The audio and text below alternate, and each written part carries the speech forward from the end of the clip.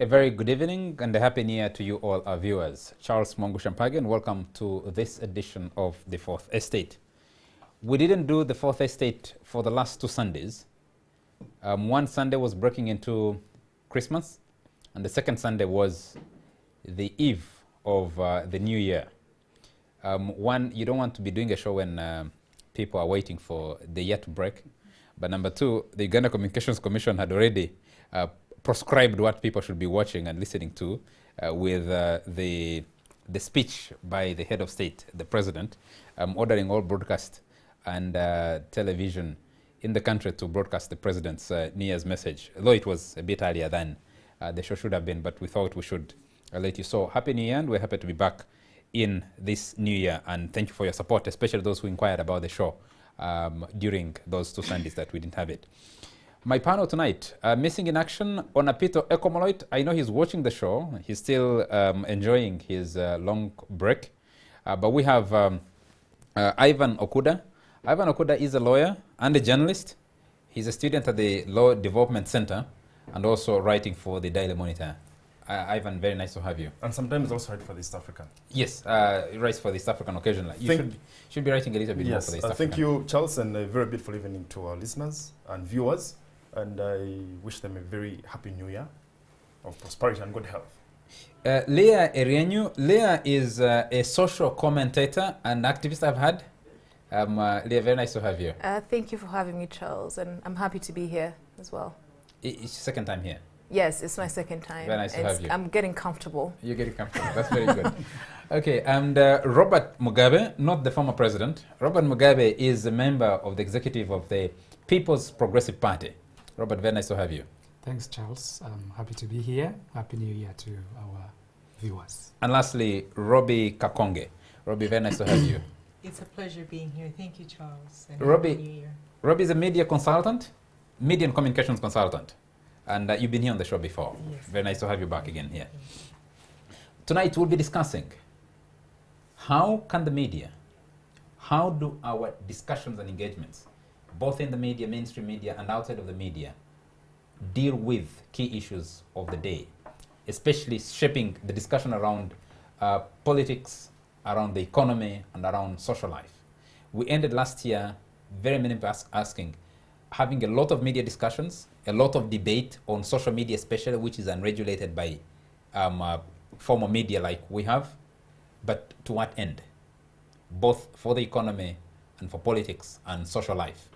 There are lots of unconcluded discussions. In the politics, of course, we ended the year with the intense debate in Parliament, 3 days of marathon discussion from the 18th of December, 19th of December, and 20th of December, when the bill that amends the Constitution, especially in respect to the presidential age limit, the time of holding elections, the period of holding any re-election, if there was a cancellation of an election, and the age of contestants, especially for the office of the president, the term of parliament, and a consideration about the term of the executive, which consumed a lot of what some people would call acres of space in newspapers, and I don't know how you calculate time, but hours upon hours of both radio and TV.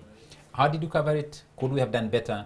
Could we do better? Are we going to have a different kind of discussion in this year, 2018?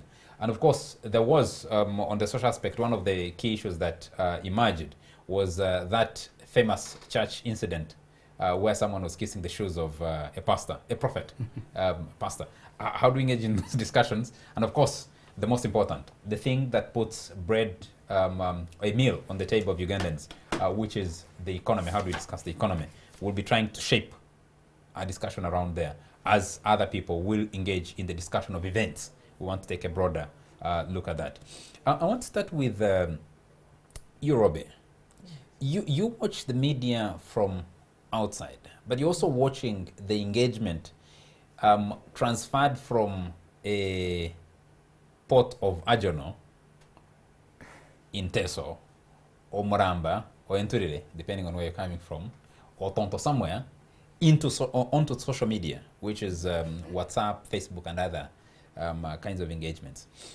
Looking at the way we covered those different platforms handled the political debate last year, what would be your assessment and what do you think will shape the discussion this year?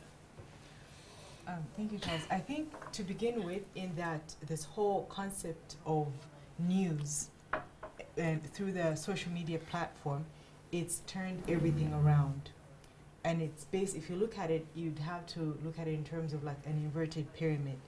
In that long gone are those days of the traditional news where you have the 10 o'clock press conference so that you can make the 3 p.m. deadline so that you can have the headline the next day.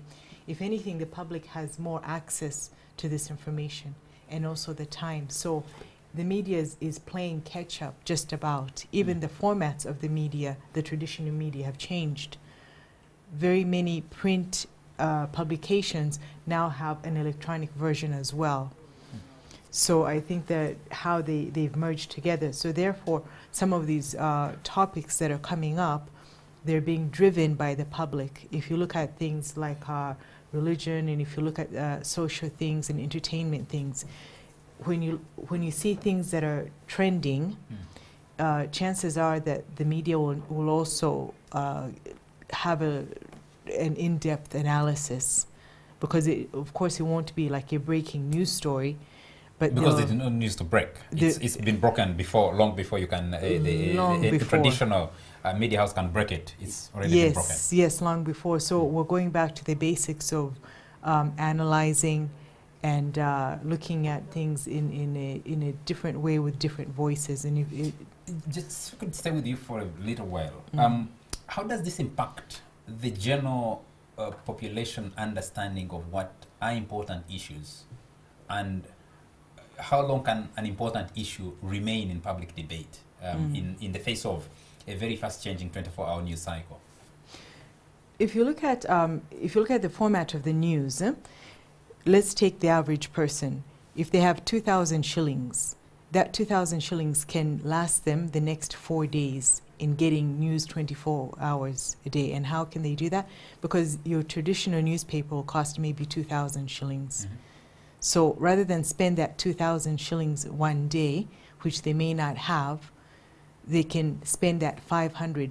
And those dynamics have also changed, because people are no longer concentrating on spending a lot of money on getting like magazines and things like that, those luxury things.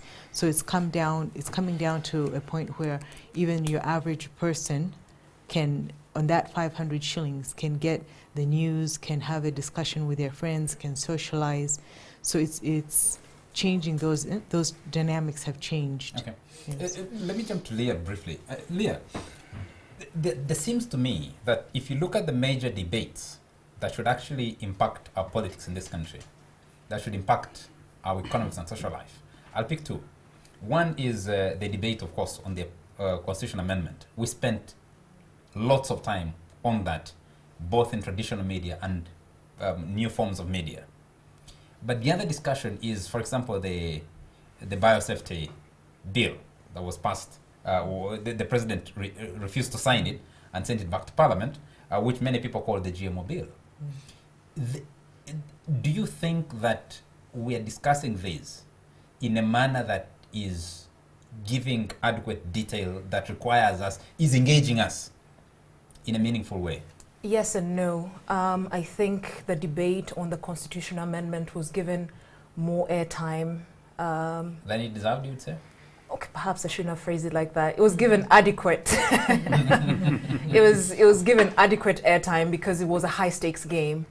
But then the GMO bill was also pretty high stakes, because this was basically opening up this economy, our agricultural sector, to genetically modified organisms, and we pride ourselves in the ability to preserve our homegrown seeds. And the public was not aware of this. I remember the bill passed without much hullabaloo. Perhaps a few civil society organizations there was a dust up about it, but it wasn't given adequate coverage. And yet people should have been told that in a few generations, the bananas you're eating are not going to taste the same way. Your grandchildren are probably not going to see this variety of seeds. So I think that much as the debate on the constitutional amendment, it did go on for quite a while, but it became redundant because it was the same questions that were being asked to the same people for an answer that was already known. So I think that the media houses, could have done a better job of that. But I also admire them that they went against the grain, because of some media houses that were being threatened if they hosted opposition politicians, but they went ahead and did it anyway. So I think the fourth, I'm sorry, I keep me messing up. I think the fourth estate really has a great responsibility, first in responding to the problems that people are actually bringing on the table, but I think they also have a duty, because they're better informed than the masses. They have a duty to bring that information to the public as well, and have it debated adequately. Robert, let me come to you. You're a political actor. You watch and are interested in how the media cover things, and we're attempting to shape debate. If you could pick it from the debate we had for much of the last quarter of last year, the debate around the constitutional amendment, and now how it was executed, especially where you have the outcome pretty much, like Leah says, expected. Yeah. Yes. Charles, thank you. I think, Charles, that the media in this country has done quite some commendable job. But I think on the specific questions of the day that affect the people of Uganda that much, especially the governance issues, I think the framing of the debate, in my view, is not the correct framing. For instance, the whole issue of the age limit, I think the debate that we should have had is not whether or not the age limit will be passed by the parliament that we have. I think the debate should have been, if we want to engender change in this country, where is the arena? Where are we going to have the serious debate? It certainly cannot be in the parliament of Uganda, because we know the history of that parliament, that parliament is not able to stand for the things that the people of Uganda really aspire for, and therefore that debate could not have taken place there. And I would have expected that the media would have asked the pertinent questions, because we need to move. What has happened in this country, Charles, is that we've been duped by the regime.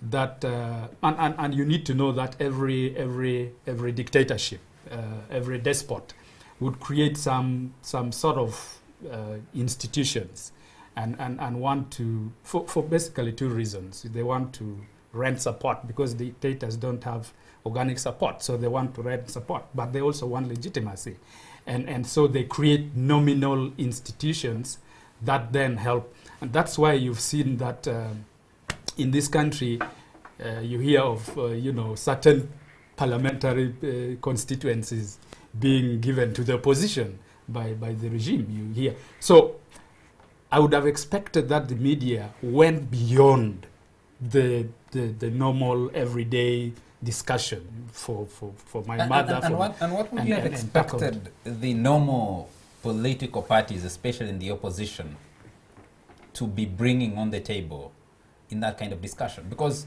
you have more than 40 registered political parties in this country. Yes. PPP is just one of them. Yes. And the media sometimes is looking for, because you're conveyors, you're reporting what people are doing. If you have chosen to be a player in politics, yes, and belong to a political party, the kind of press conference, the kind of interviews you give to the media would shape the media discussion. But you have a debate that starts and ends, and at some stage I was wondering, where are the political parties in this discussion? Charles, I agree with you, and I'm not going to. I really, one of the resolutions that I made this year is that I'm going to be very, very brutally honest with everybody, because if this country has to move forward, we really have to be very honest with ourselves. We in the opposition must ask the tough questions? Are we doing what we are supposed to be doing? Are we shaping the agenda for the Who do country? you want to ask those questions? Us in the opposition, Yes. and, Are and, you and asking those questions? absolutely. This is why I'm on this show. I'm not just from nowhere. In the party, in the PPP, and I think pretty much all opposition political parties, we need to ask these tough questions. Are we doing, I think it is Albert Einstein who said doing the same thing over and over again and expecting some different results is a sign of madness. So I think that we need to ask the honest, tough questions. If we know, and Charles, this is clear. This is clear.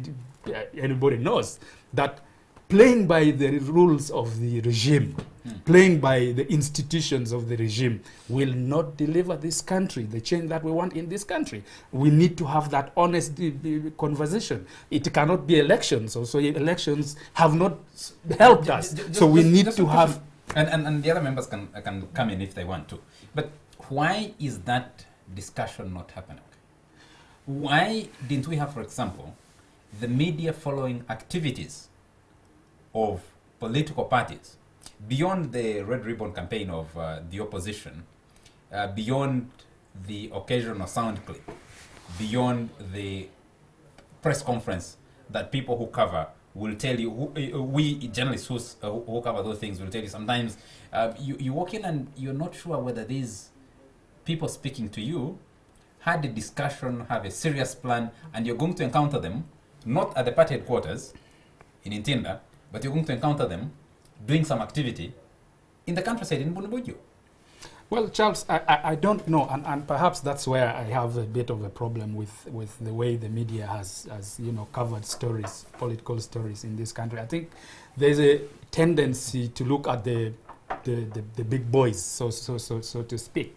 So you don't want to look at what the PPP is doing, and I've just told you before the show that we've done 10 districts in the last year, doing grassroots structure formation. I don't think that, Charles, you ever called on us one day and said, guys, what is happening in the PPP? But this has been happening. The media is struggling. The media is struggling to weigh whether it covers news for news value or does affirmative action. Because I think what Yes, indeed. let me train Ivan, who is actually the foot soldier on the street. All right. Listening to this conversation, sometimes I'm wondering, the media is, who should choose for the media what is important, and how should the media choose what is important to cover a special shape discussion? You've ended the constitution amendment. I hope that the GMO bill, now that's been sent back to Parliament, will generate a lot more discussion. But across the spectrum, what is it you experience? Charles, with the exception of President Museveni and the National Resistance Movement Party, there is possibly no other institution or entity of people that is demonized and criticized as much as the media is in this country. The opposition, when it's convenient, will throw barbs. The NRM, when it's convenient, will throw barbs. You had the president in his end-of-year speech throwing barbs at Mr. Robert Kapshenga, the New Vision, saying he has... He always does. He has all his government resources and he's specializing in trivia. But I take exception. I think there is a lot of constructive criticism coming from the readership and the viewership and whoever consumes what the media produces, both print and broadcast, and now online. But I also think there's a lot of blanket statements and sometimes unfair criticism of the media, and possibly have conflict of interest because, one, I work with the media house. Basically I've grown up in the newsroom. And so possibly I have a softer spot for the media and a tendency to defend them, especially when I feel there is unfair attack. But before we debate the place of the media and how the media reports and whether there is depth, first I think there is depth in this country.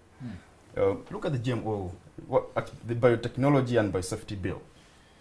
I think all the questions that needed to be asked in respect to that bill were actually asked. There were debates at Macquarie University. Newspapers did interview people from both sides, those opposed and those that had reservations. radio stations hosted those pro and against. I remember on the KFM Saturday show, that's VPN, Dr. Grigon Lupot from Macquarie University, he teaches agriculture there, was interviewed several times, and there was intense debate. So I think sometimes when people say, oh, the media in Uganda doesn't have depth, possibly you need to ask when the last read a newspaper article in respect to the GMO bill. I could bring links and links of articles from the New Vision, from the East African, from the Observer. If you read, for example, the commentary, I read an article by Justice Tavaro the other day in the Observer, very deep analysis of the GMO debate. So I think the depth is there. But sometimes people take and interpret things the way they want. I was reading a report recently by Ipsos Mori titled The Perils of Perception. And that report is so illuminating to the extent that it basically says things are not as bad as they are. And sometimes people have all these conclusions about things and perceptions that are completely out of touch with what exactly is. But people entitled to their opinions. I think, one, we need to first appreciate the context of the Ugandan population. And I'll take you to 2002. An organization calling itself Intermedia does research on what are the media trends in Uganda? What's the main source of information? And I think when you read statistics from even the Uganda Bureau of Statistics on the census reports, it gives you a clear appreciation of the place of the media in this country. And I think it's actually overrated. Number one, the Intermedia report, when it was done in 2002, indicated that 100% of the population that they reached out to had used radio as a source of information sometime in the year 2002. About 93% had used radio as a source of information 7 days before the study. And about 73% had used radio as a source of information a few days before that study. And then that is compounded by the Uganda Bureau of Statistics that comes up with a census report. And what does that census report show? Sources of information in this country, 49.2% as of 2002, word of mouth. Radio occupies 47.3% as a source of information for this country. TV, this NTV, NBS, Urban TV, 1%. Print, Monitor, New Vision, Red Pepper, Observer, East African, combined, 1%. Wow. And doesn't surprise you, therefore, that when you have campaigns, and the most recent being 2006, the 2016 election campaign, it would be interesting for one to, for example, ask, how much did the National Resistance Movement Party, which has a lot of resources, spend on media adverts, whether radio, TV, or newspaper? How much did the FDC spend? If anything, I have it on good authority that the FDC actually reduced. It's spend. Yeah, it's spent on adverts, in newspapers, on radio, and all these other forms of media expression.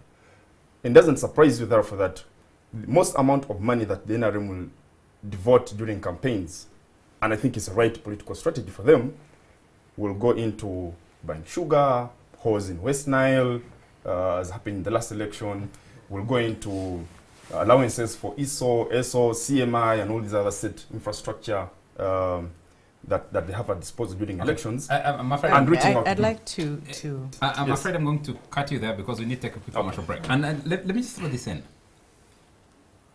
How then, from what Ivan is saying, do you contextualize or analyze that the Uganda Communications Commission would have to issue a directive that you must cover the president because he's going to give a New Year's address to the nation? It says something big for me. Because can I answer that? Can you answer after a very short commercial break? We'll be right back. You're still watching The Fourth Estate, and with me in the studio we have Ivan Okoda. He's a lawyer and a journalist. We have Leah Erienyu, who's a social commentator and activist. We have Robert Mugabe, works. You're the secretary to the PPP? No, I just sit in the NEC. I used to be a member of the National Executive Committee, but I was at the Secretariat for quite some time. Now, okay, People's Progressive Party. and Robbie Kakonge, who's a media and communications consultant. Let's go back to where we picked it. We just left it off from. You have a directive from the Uganda Communications Commission instructing every media house, broadcast and television especially, to interrupt normal programming to run the president's new end-of-year, New Year speech.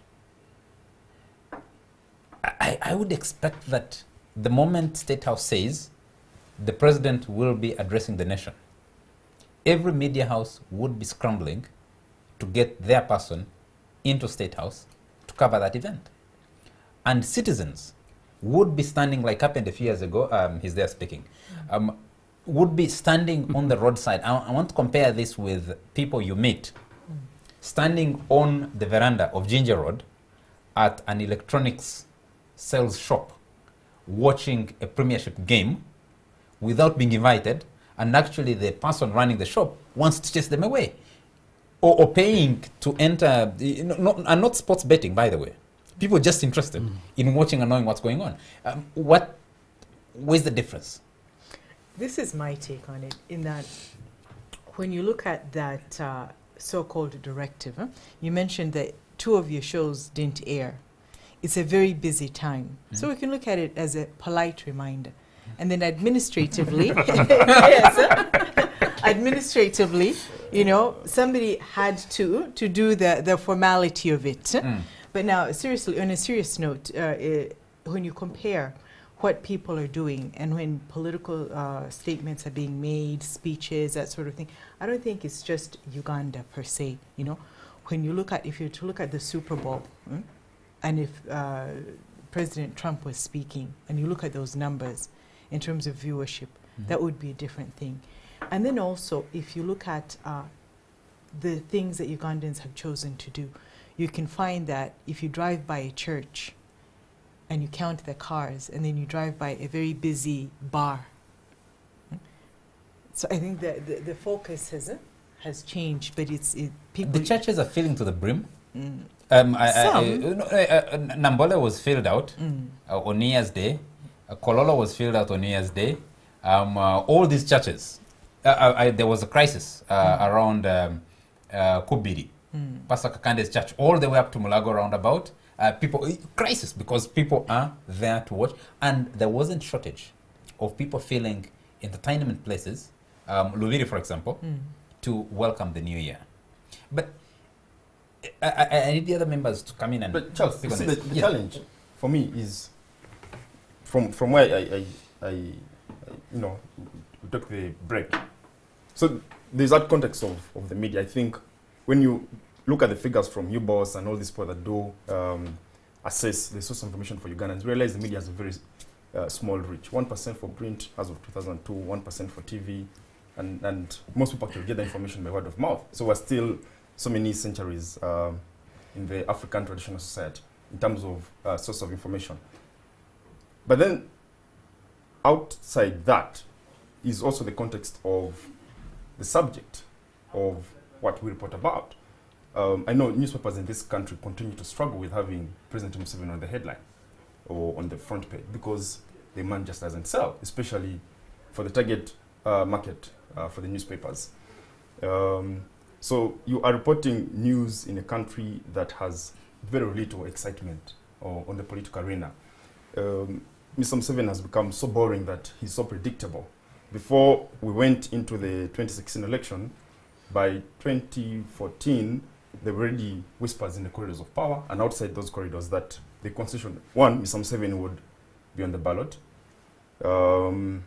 He would, of course, be announced by Badru Chigunda as president, and that would later be followed by amendment of the constitution. So Mr. Museveni's graph is so predictable. It's only people that don't interest themselves in the goings-on that get surprised. Everything falls almost per script.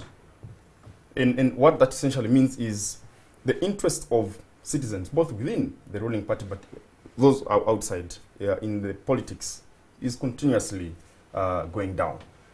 And it doesn't surprise you that the gentleman is giving a State of the Nation address, which is supposed to be an extremely important constitutional obligation. It's the only time in 365 days under the law that the president is mandated to give a speech of that significance. And his own ministers are dozing, possibly disinterested, but by coercion finding themselves on duty, by obligation they find themselves in parliament. The vice president is dozing.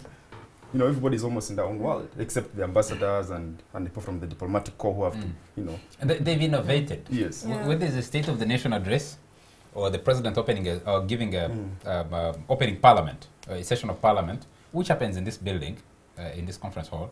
I've seen over the last couple of years they bring chewing gum, they bring Everything to keep awake. Others have They have their iPads, they're playing solitaire. Scrabble, yeah. to keep Yeah. people awake. Yeah. But So there's one- that, Charles, just a second, Charles. So there's the context of, a cliche presidency and his addresses. And truth be told, Dr.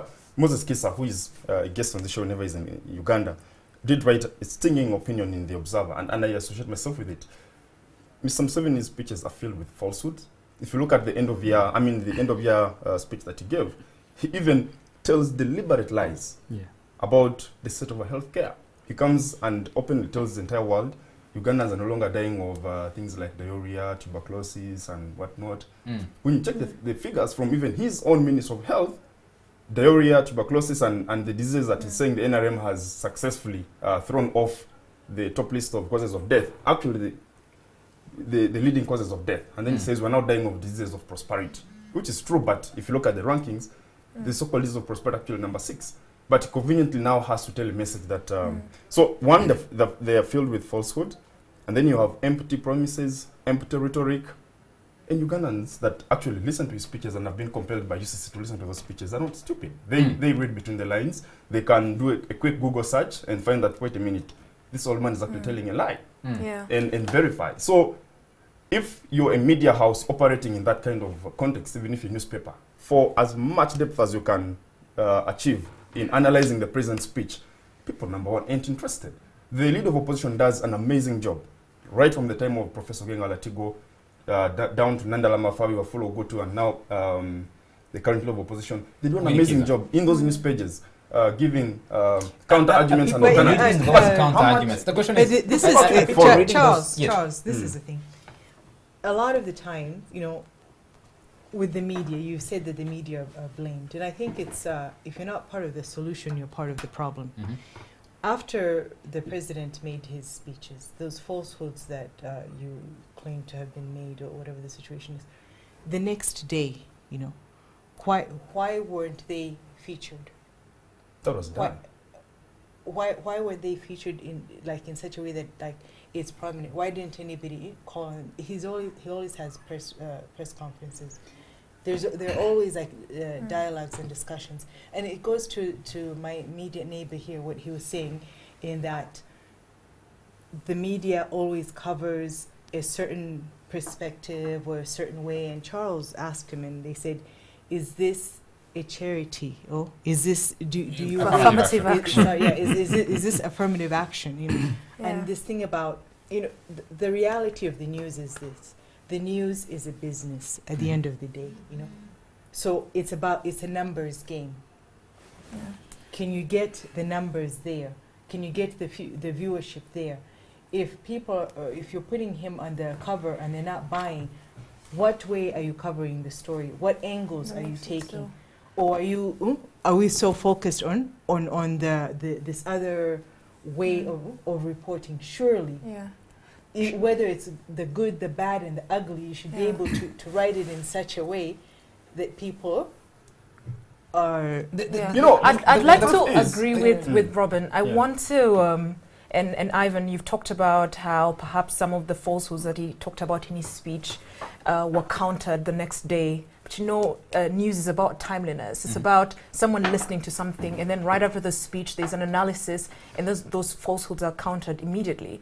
And that is what the American media is doing now, because they have Trump, who tells, I don't know, He told they cannot keep up with the number of... I think it's like The lies. 2,000. Yes, and he tells very blatant lies, and so they've had to change their strategy, and they have fact checkers in the newsroom. So as long as and they keep fact checking even as the speech is being delivered, and then something will flash across the screen and say, oh, he's claiming this, but that is actually factometer. I think they call it the exactly. factometer. Yes. And they try to make it very relatable. I think some media houses like even the Washington Post have something about pants on fire, which is like a very childish thing, but that is the kind of President Trump is. But I wanted to also comment very briefly on the speech. Would the American context fit our context? We ended the year with the red paper. Yes. Which actually is, I think, progressively getting towards vindication over the article that got them closed and got 8 of their editors and owners sent to jail. It's still not on the stream now. Yes, red paper for all its faults. Yeah. I mean, it made so many enemies that very few people discuss the red paper and its current situation in the right context. Yeah. They should be discussing it. But would you have a panel here that is tearing apart President Museveni's speech as he gives it and says, we're now dying of prosperity diseases? And someone says, no. There's a story in the Monitor today of a candidate in Ruhama who's saying, I want to get rid of, to rid Ruhama of jiggers. Exactly, right. That kind of there discussion. should be a panel of experts And to if counter it's live, all these if it's being things. covered live, that's part of it. That's part of the thing. Because you asked about the American context, and the American context, even like when you're doing the screens, these facts should be checked before. You This don't is- have an advance copy of the president's speech. No, Yeah. I'm saying Yes. that the media, some of these things, they shouldn't wait. These are some of the things that, even in the process of making a speech, these are some of the questions that should be brought up. We should be proactive rather than taking the approach I of... want just to throw back the same question to both you or anybody who can answer it. Can the context, social, political, economic context in which we're discussing this, tolerate or allow that kind of engagement for the media? I mean, the president will not complete a speech without saying the opposition, Trump has been doing it, but it's not fatal to CNN and New York Times, which are the primary subjects of his attack. But it would be fatal to, for example, the Monitor, which the president will single out for attack. Yeah. If the president singles out the New Vision and Robert Kabushenga and derides them for the way they cover what he does, do you think that would be a sustainable way for the media to engage in these kinds of debates? Charles, and we can have this debate in Kampala. Yeah. But the kinds of debates that happen, the kinds of discussions that happen on upcountry radio stations, when a minister goes, a member of parliament goes, and all they have is time for them to speak and not to be asked many questions. Yes, you can have some fringe discussion on a Saturday or on another day.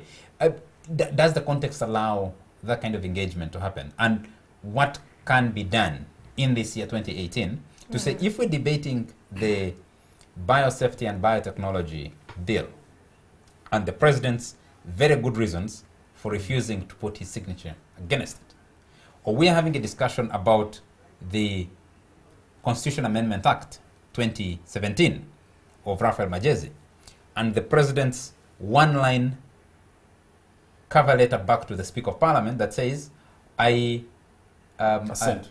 I express my assent to this bill. One line, sent it back. Do you have, how, especially for people outside the media, the three of you here, how can the media cover that? And what kind of leaf can we borrow from, can we pick from the social media debates?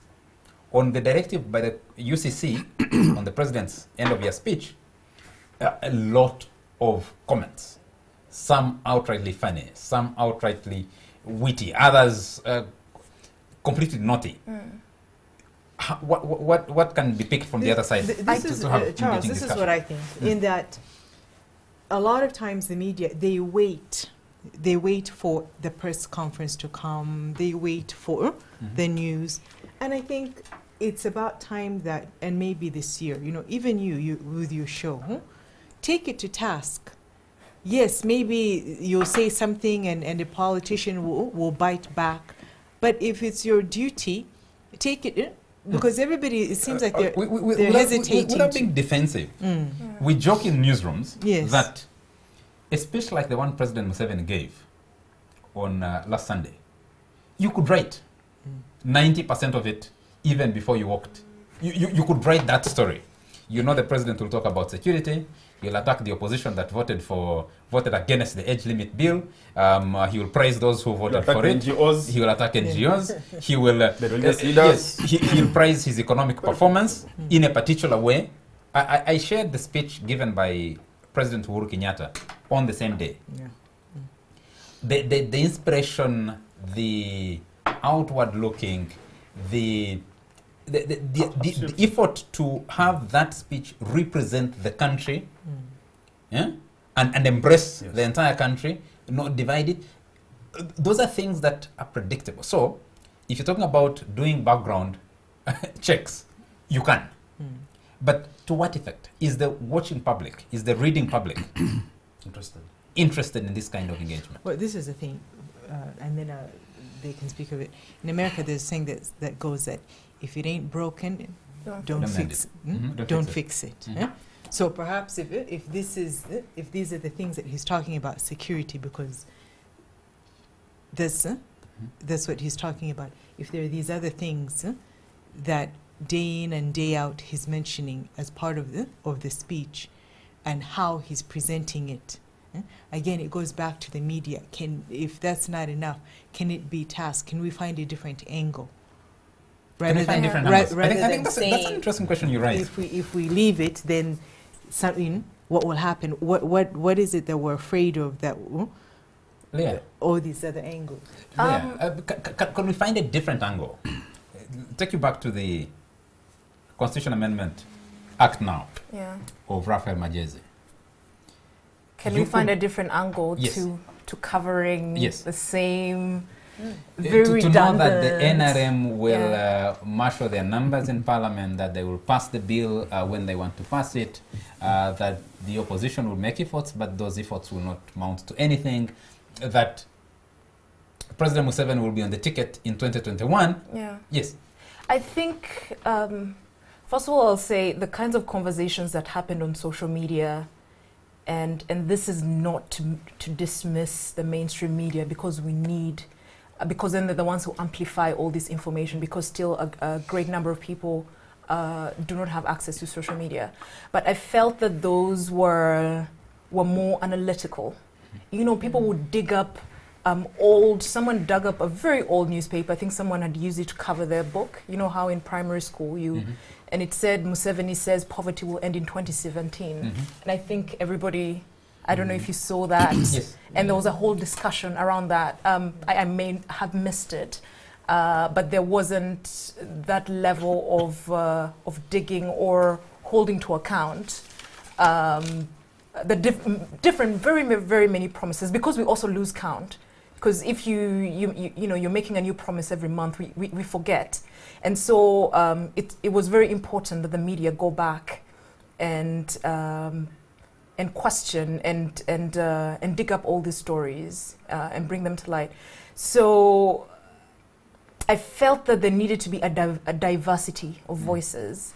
And I will be very clear and say that I did not watch all the shows, but most of the ones that I watched had the same people, mostly men all the time, very educated, very elite men. It was very difficult for me to find somebody that represented my grandmother in the village. I always wondered what her opinion, did she care at all? I did not come across How would you answer that question? any pieces like that. I think it was important for the media to carry their cameras and go to these very, very underserved communities where, they see a car once a week and try to figure out if people were even invested in this debate, or whether it was, it was just the elite making a lot of noise about it. And just like you asked earlier, and find out, what are people's actual problems, and if those actual problems could be resolved by keeping the age limit or lifting it, whether people. So I needed to see a lot of that diversity. Let me just tweak this question a little. We have a new year. Yes. It's just begun. It's a week old now, today. How do or should the media shape the political discussion in this 2018 year? The politicians, I can tell you, are keen to end the political discussion. They will tell you, especially the government in power or its functionaries, will tell you they want to use these 2 years to do some real business, some real work. Ideally, the Mugabe's and his friends in the PPP. opposition Yeah. would want to use this period to mobilize their base and expand their bases and move forward. Yeah. Charles, have you ever wondered what an MP's day is like, or their week, or their month? I hear sometimes they go to Parliament, and then I also hear that sometimes they go back to their constituency. What happens when they go to their constituency is a mystery, because at least in Parliament there's a record that this person attended and this is what they said. So I think the media, like I've already mentioned, they're going to just have to be a little more creative with the way that, first of all, that they follow up on these political stories. I saw a certain minister on another show talking about how calm and excited people are, or how everybody's doing very well and are very satisfied with this new law. We need to investigate if people actually are.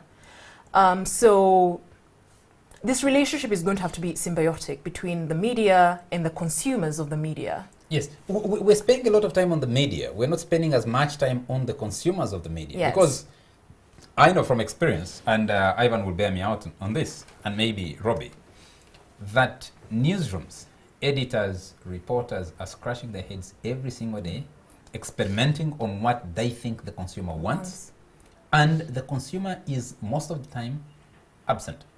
Right. It doesn't matter what you write.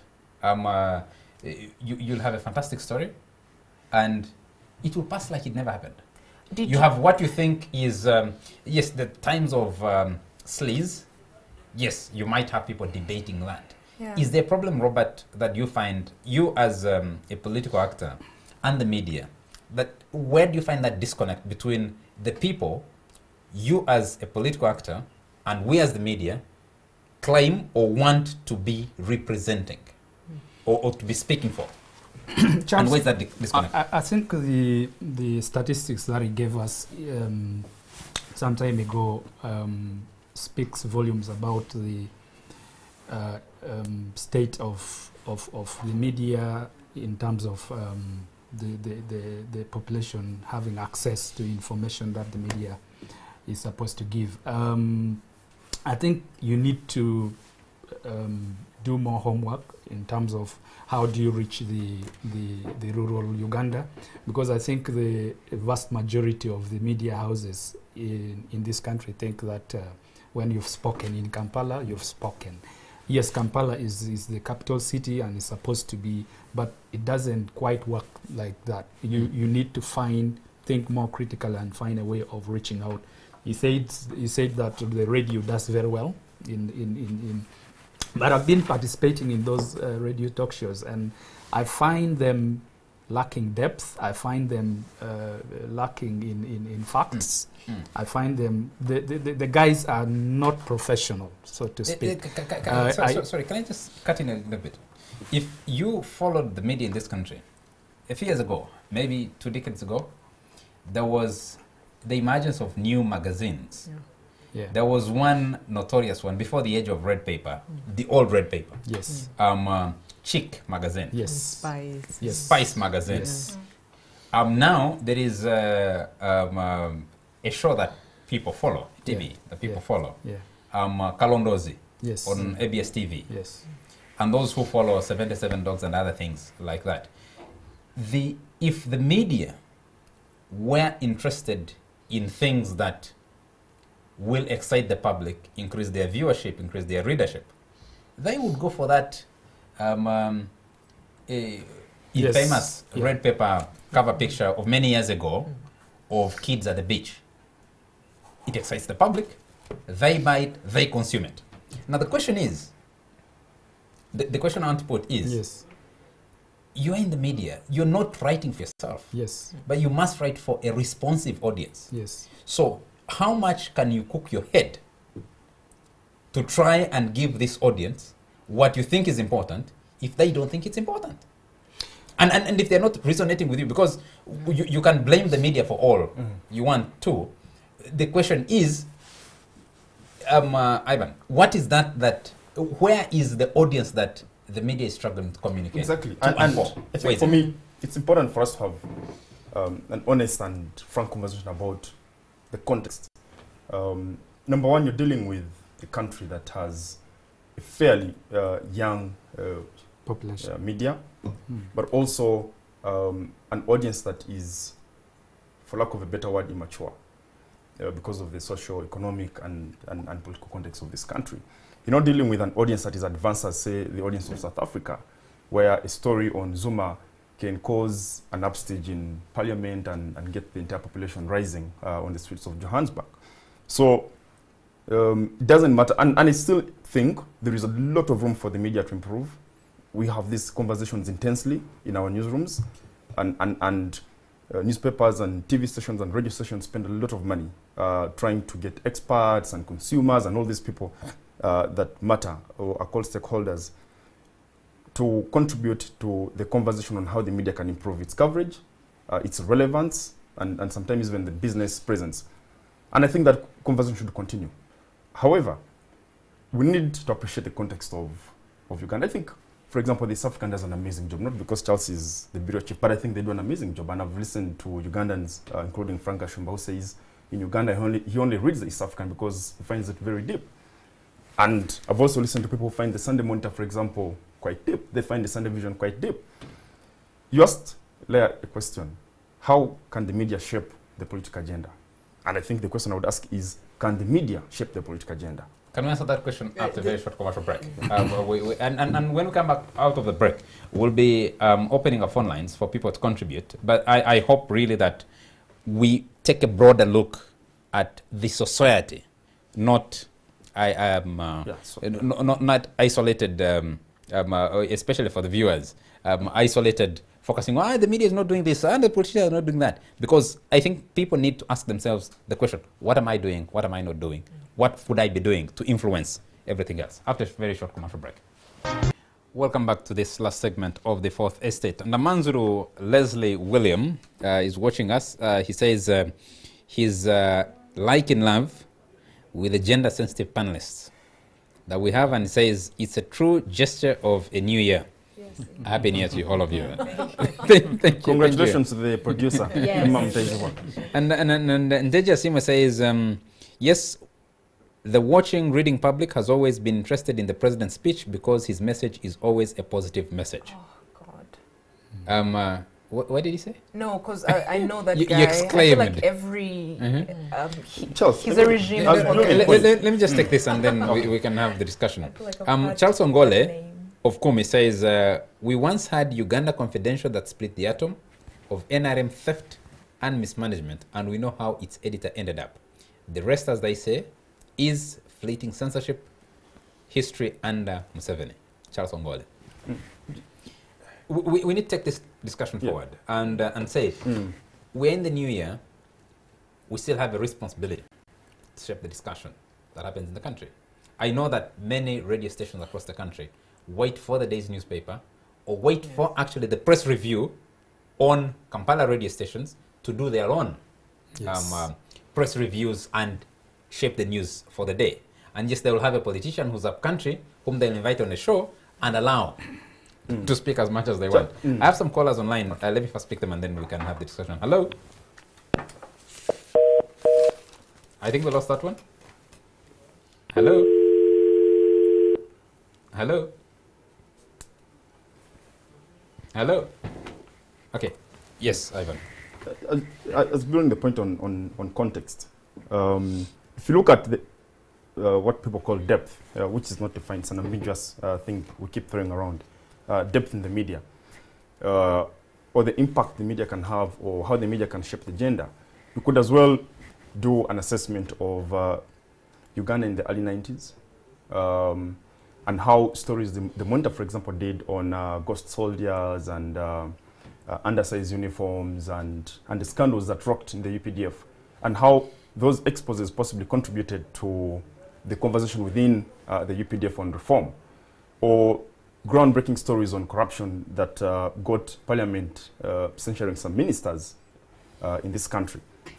And then also look at another period in the history, in the trend of events in this country of the present. And I think an analysis of those periods points to one thing. How responsive is government, for example, to things that the media will expose? Because that triggers reader interest. The readers have confidence that the media can expose something and it can have an impact. For example, we have so many reports for all the witnesses, non-government organizations and other civil society formations release reports on so many things in this country. On the budget, you have institutions like CISBAG, on agriculture policy, you have NGOs doing work on this. But does that work contribute to serious policy debate within government? I don't think so. Parliament, for example, comes up with all sorts of resolutions and recommendations. We bash this Parliament of ours, but even with all the chaos that happens in that Parliament, if you read the reports from COSASI that Abdul Katuntu chairs, if you read reports from PAC that the Honorable Angelino Sege chairs, these guys actually do an amazing job to be able to point out the weaknesses in government and expose the loopholes therein. But what is the response? Look at the Auditor General, who by law is mandated to keep an eye and So such like. can I pick a call and then? Okay. Hello? Hello? Hello? Hello. Yes, sir. Your name and where you're calling from? My name is Simon. I'm calling from Kampala. Yes, Simon, keep it brief. Happy New Year to the people in the studio. And my comment is, Charles, on the way you're presenting the discussion seems like you are inadvertently saying the media has not done enough, that probably should be creating stories. But I think, in my opinion, I think the media has done a fantastic piece of work. It is just, especially in the reporting on the governance of this country, the challenge, I think, is the society that just deserves the kind of leadership we have. The society have not done enough as citizens. But I think the media is doing quite a good piece of work. For instance, the corruption perception index, I do not see the media featuring as being corrupt. I think they are doing a lot in exposing whatever is not deserving of a country, and we should be applauding them in that. Unless you're saying that the members like Ivan there should leave just reporting and commenting to entering into active politics to give a better piece of political leadership than remaining at the table and discussing, doing a postmortem of what has gone wrong. Thank you. Thank you. Thank you, Simon. Yeah. Do we have another caller? Hello? Hello? Okay, let's continue for now. Simon, I'm actually not blaming the media. Yeah.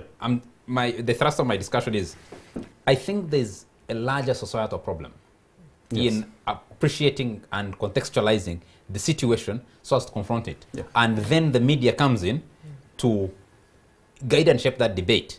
But if the society is not responsive, then the media is at a loss on how exactly to respond. Hello? Hello? Hello? I can hear there's someone on the line. Hello? Can you speak to us? Hello? Yes, sir. Your name and where you're calling from? I'm Benon from Nkozi. Yes, Benon, go right ahead. Keep it brief. Are you hearing me now? Yes, we can hear you. I'm Benon from Nkozi. Yes, Benon, go ahead. My problem is why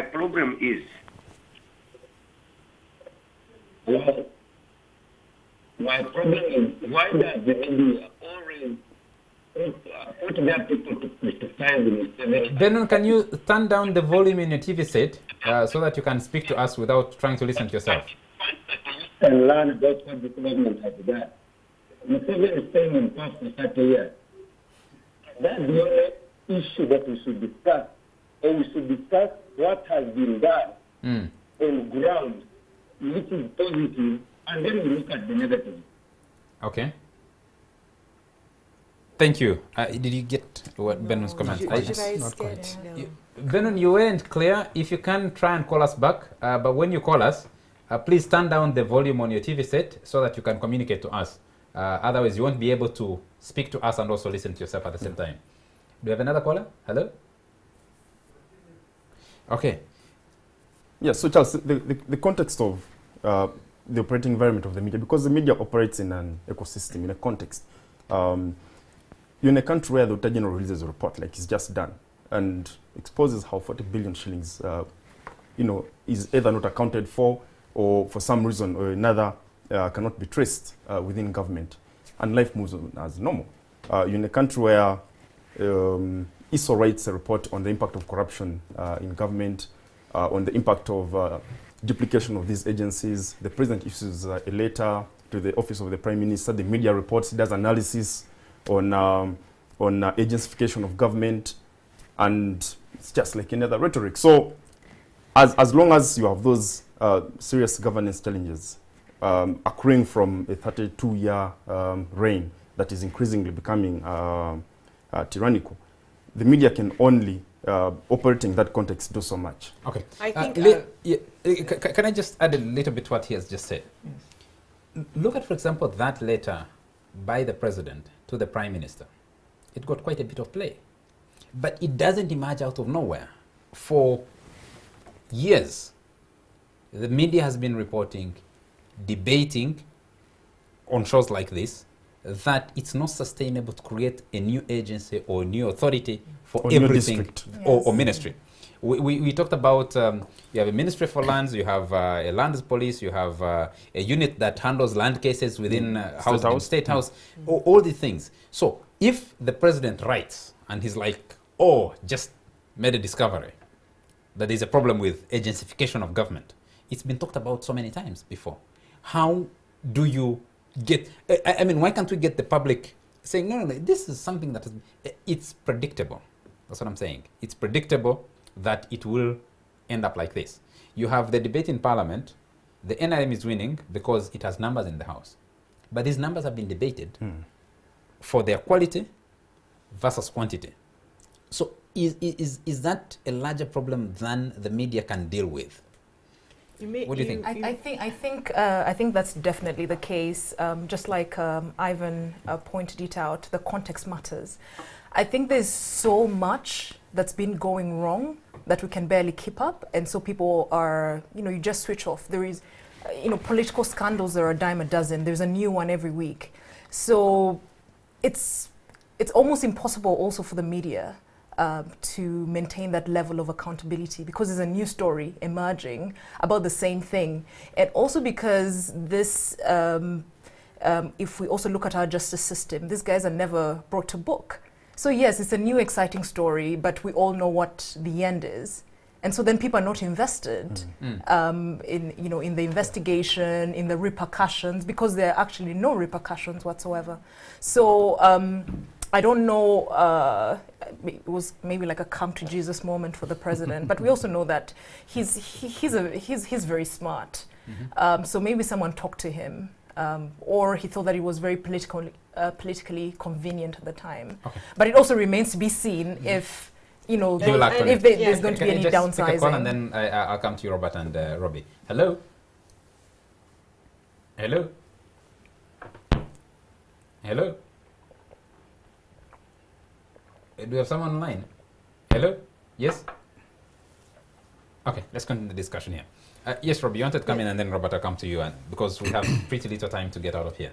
Yes, so I appreciate this notion in that however long this government has been there and all those things that have happened, if you put it in the context of the media's role is to inform, entertain, and educate.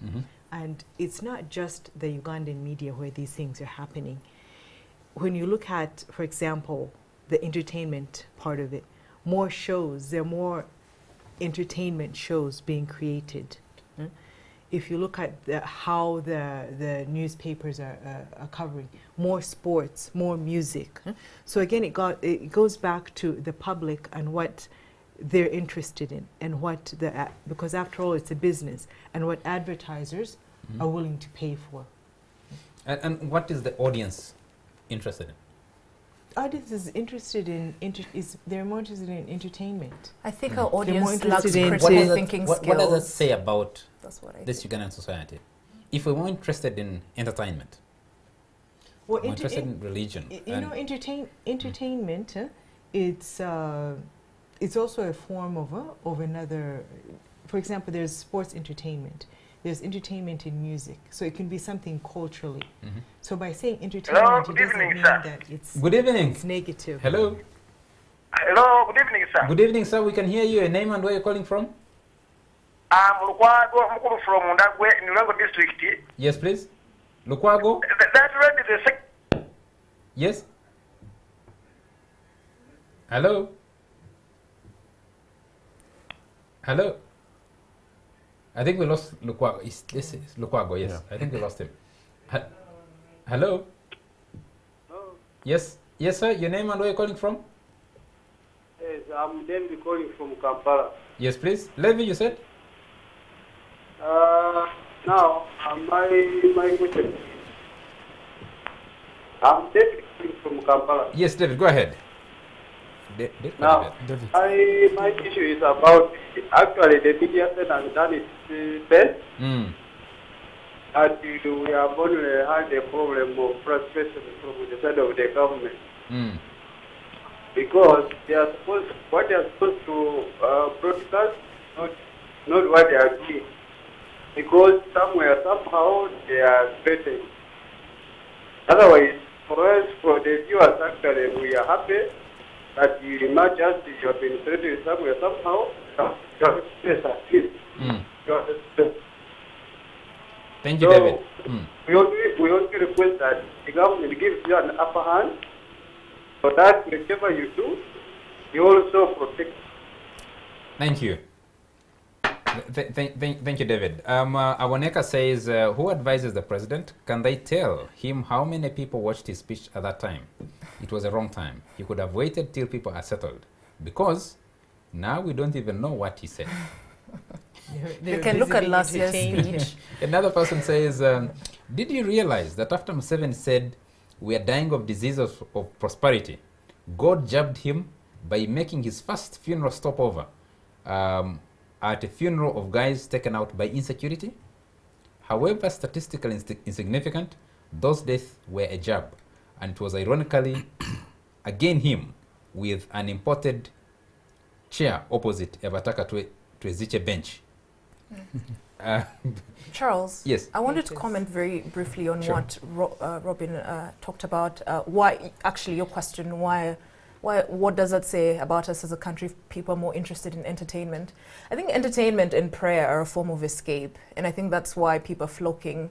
2017 was very depressing because the constant news was about how this was a done deal, and we kept being reminded every day. There wasn't any good. For me, there wasn't any good news from politics, except perhaps Honorable Chagulanyi winning his seat. But for the most part, it wasn't. And so entertainment is easy to deal with. You can go to bed happy still. Was it because he is an entertainer? No.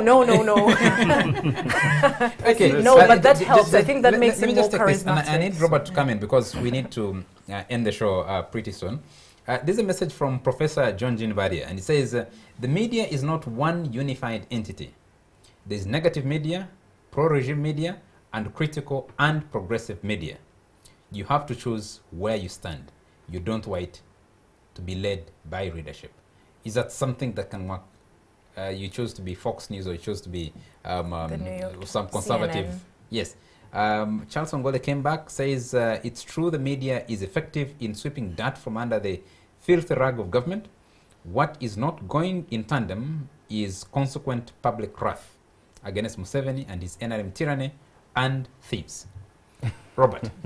Yes, Charles. I think that first it needs to be said that yes, news publications, TV stations and radio stations are businesses, and they have the right to do business. But I think they need to include a significant amount of national interest and things that, you know, move the country forward. And so for me, going forward, I think the fundamental thing is, how do we shape solution-oriented news coverage, debates such as this? And it all comes down to fixing the governance question. And Charles, it cannot be business as usual, that we are discussing how Parliament did not do this, how it did this, how Electoral Commission did this, how it did not do, because that is in vain. It's futile. The debate that I think you need to raise as a media, and of course as politicians we are going to do this, and we've started doing it, is how do we solve the governance question in this country? It needs, we need a new approach. It cannot be elections. It cannot be Parliament. It cannot be, we have to have a different approach. Charles, you are aware, in 1980, when these guys participated in the elections of 1980, it was not because they believed that they would change the regime at that time using elections. That's why a person like Dr. Crispus Kionga did not go to that Parliament at that time, because they knew there was nothing that they were going to do in Parliament. If you look around all oppressive regimes, you cannot deliver the country through elections, through the institutions of the dictator. Okay. You have got to find a new approach, a new way, and it is going to be outside the institutions of the dictator. Okay. Someone here says, a viewer says, the media is at crossroads. Some media houses are government notes boards, and others take being the opposition mouthpiece as objectivity. There is someone else here says, let me see, there's a message from, yes, Robert Sempala. He says, I feel that the media has done enough to shape the agenda. It can only do so much given the majority ownership of the media by majorly politicians and others who are openly in support of the regime.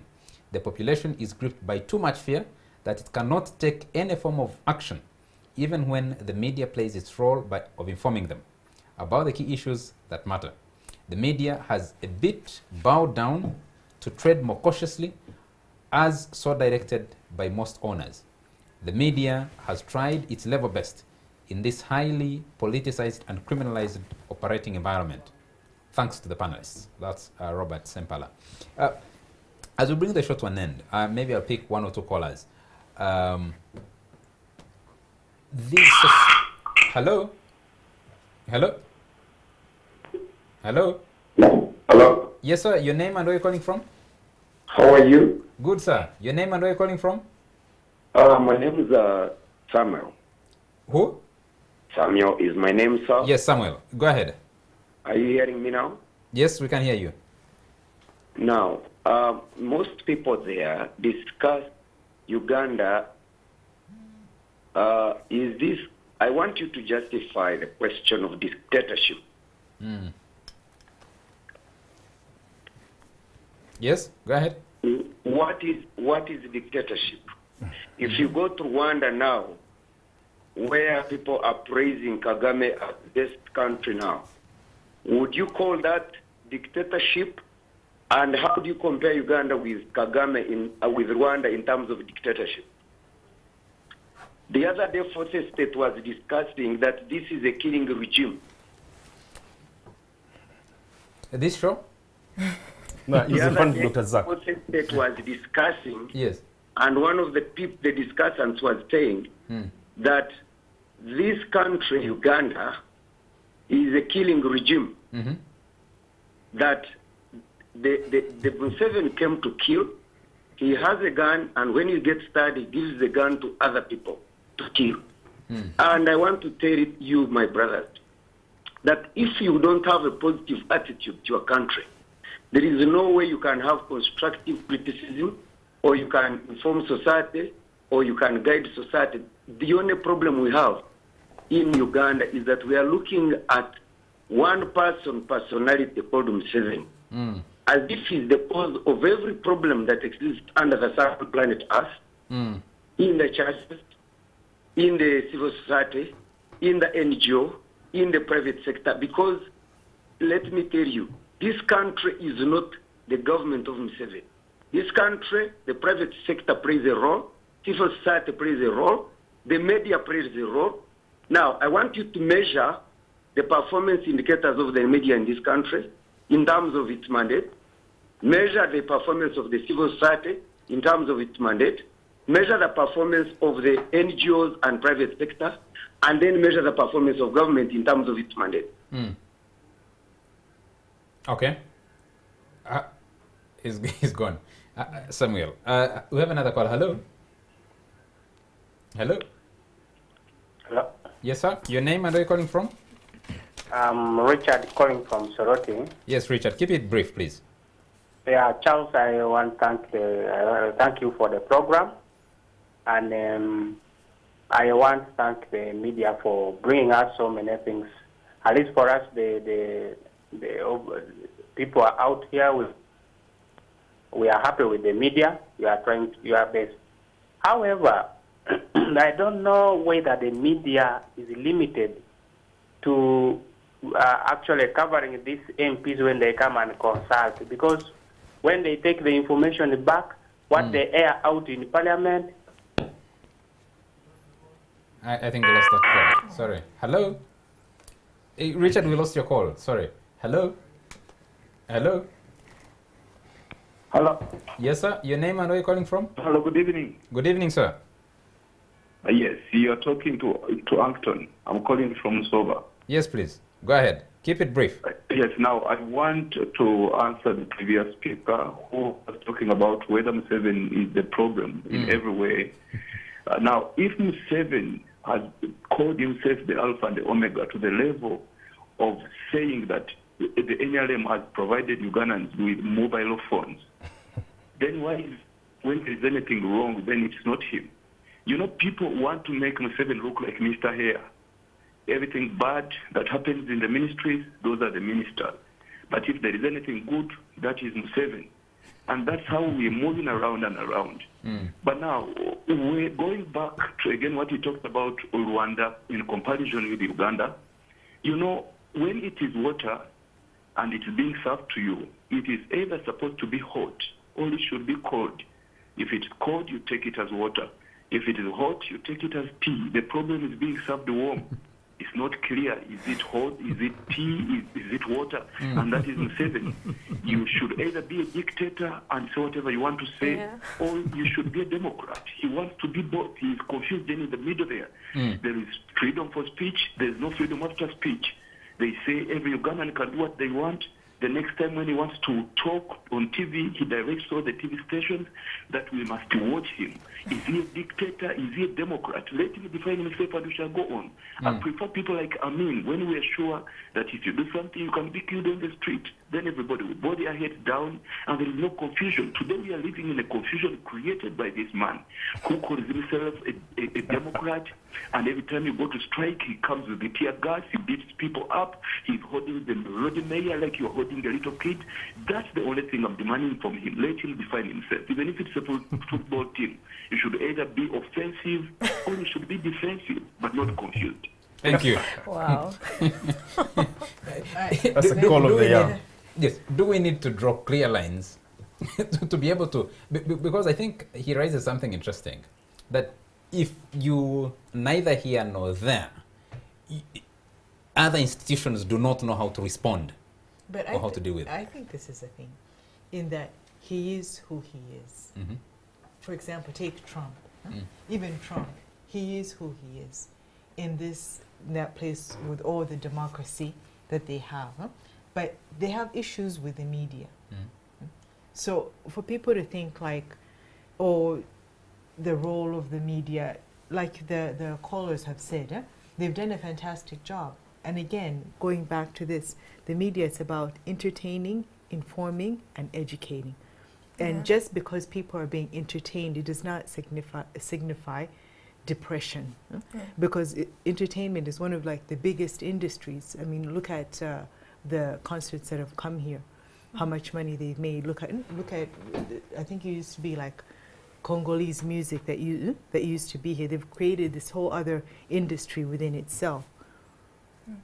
I think the last caller's comments dovetail with an opinion that Daniel Kalinaki wrote last week, where he said, you know, we should just do away with this fallacy of a democracy. Let's just become a dictatorship, because we're wasting too much money. What's the point of holding elections when, you know, the winner has already been decided? By all intents and purposes and processes now, you know, we're operating like the process is like a democracy, but the actions are that of a dictatorship. So let's do away with the window dressing. Let the president show his true face. But of course, we know that he has certain friends that he needs to please. But I think the president has shown his true face. You know, in that if you for the people who say, oh, why go through these elections? After all, we know what. What if the same had been said for Clinton? What if they had said Hillary? What if they had said, why go on? Because after all, she's going to win anyways. So I think people have got to take responsibility. The opposition has got to take responsibility in terms of getting their message to the media, rather than waiting and saying to the public through the media. Charles, I think Samuel, the second last caller, makes an interesting point. You know, to try to qualify Mr. Museveni's democratic credentials by drawing a contrast and comparison of Rwanda under Paul Kagame is like organizing a beauty contest of monkeys. You'll certainly merge with the winner. But I also reject the, you know, the notion to have a very low opinion of Uganda and Ugandans, and trying to compare us with Rwanda, with people that should possibly not be our role models. I would want a comparison with Ghana, for example, with Botswana, with South Africa, with progressive societies. You don't benchmark yourself on a society that has its own challenges. But also, there is everything wrong with trying to compare Rwanda to Uganda, because I think each country has its own context, different challenges, different opportunities, and possibly different styles. So you cannot justify the things that go wrong here by explaining how worse they are the other side. I think which is a major disease in this country, that every time you find, say, no, we're not doing so badly. Compare with DRC. And of course the president is... And most of the time actually out of context. The president is number one in that. He compares himself to Idi Amin, compares himself to the witnesses under Obote. He never compares himself to progressive people like, Ian Khama in Botswana, or Rawlings in Ghana. So I think it's objectionable and despisable that the president and his agents can attempt to reduce Uganda, to use a reductionist approach in assessing our progress. The challenges of Amin and Uganda under Amin have of course not evolved. So the country is moving forward. Thank you. Our time is out. We need to get out of here. So I'll have, you've had your word. I'll have Leah have her word, and then Robert and Robbie, and then we'll get out of here. Oh, why did I have to go first? Okay. No, you're going second, actually. Oh, I am. Perfect. I need to compose myself. He's already spoken. Yeah. Robert. Yes, Charles, for me... You have a particular responsibility. Yes. You lead you are a member of a political party, and what's coming out of the political parties, sometimes we used to agonize because the political parties are following what the media has reported to shape what comments they give back to the media. The things you're doing, you're not going to say, those guys are following FDC and following UPC and DP. They're not following us. You need to give us reason to follow you. Just like all the others have too. Like Selanyans, you could pick from Selanyans. Should you give us reason to follow? Well, Charles, you know, it would be unfair for you to accuse the political parties in this country, because you know that we've been locked up in some sort of a prison for a long time. We came out and we've not been allowed to parade as political parties. We do not have money. We do not have the freedoms to organize, to mobilize. We have a whole range of issues that we need to deal with. That's why the question for me is that's like a book out of Lamentations, Bible, which I want Charles, I would want expanded from the Bible. I'm a very optimistic person, but I'm a skeptic optimist.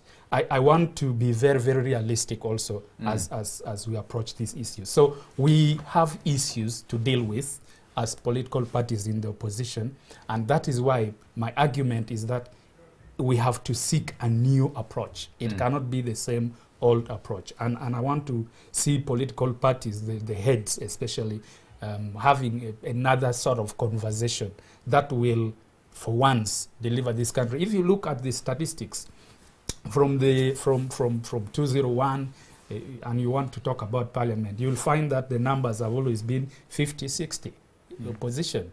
And we are saying we are going to fight from parliament. That, for me, does not add up. The arithmetic does not add up. If you look at for instance, the past elections, I was deeply involved with the TDA.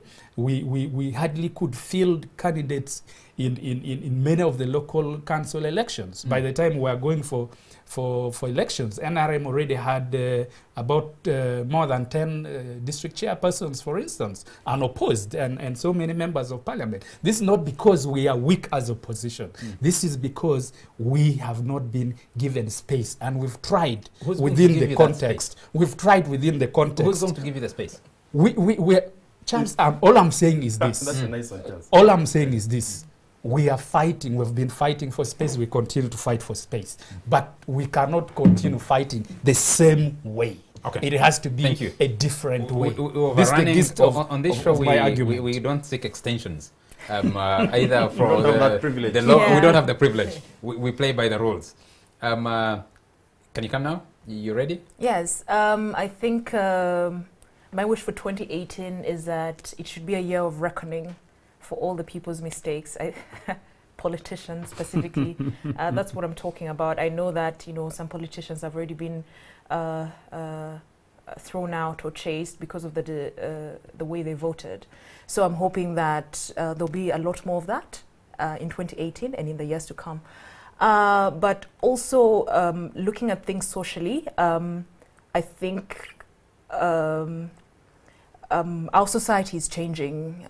It's because of globalization. We're now open to a lot more that's happening in the rest of the world, and it's coming home as well. So you may have been privy to a discussion that happened on Twitter over the weekend when the executive director of Oxfam made a comment about kneeling.